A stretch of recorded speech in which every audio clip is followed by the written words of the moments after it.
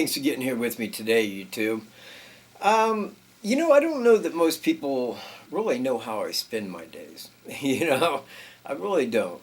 But as the norm goes, and normally not at this time of year, I go arrowhead hunting. I love to go out in the fields locally because there was a great amount of Native Americans that lived in this area going back, and at one time, where I live at right here was on the Miami Indian Reservation, which was the largest reservation in this nation.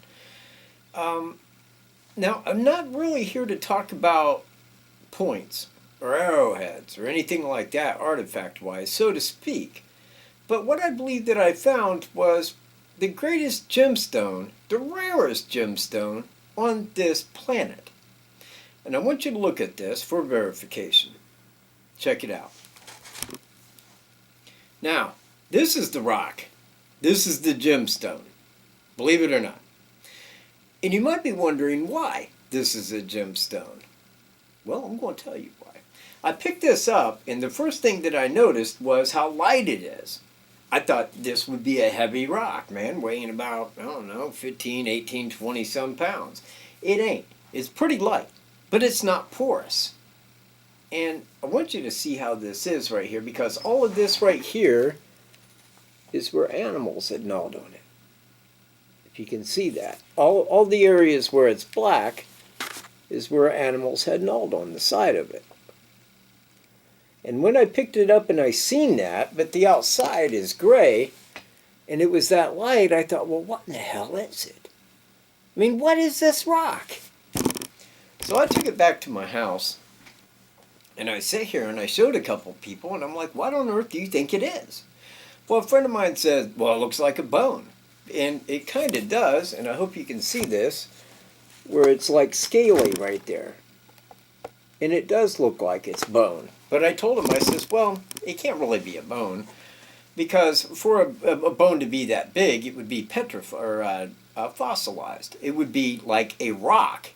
I said, and it's not really like a rock. And I couldn't really make out what it would be skeleton-wise.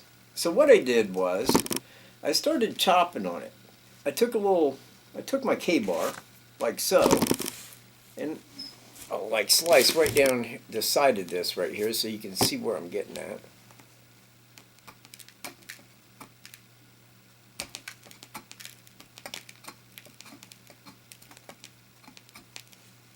And I cut just like right down into it. I hope you can see how that's got a sheen to it. Right there. What I believe this to be is a coma jet rock, which is very much related to Whitney jet, which is the UK version of this type of rock right here. Now, I'm looking at it, and once I got down to it, and I started cutting into it, and I'm like, well, it's got like a plastic look, It's got like a plastic look.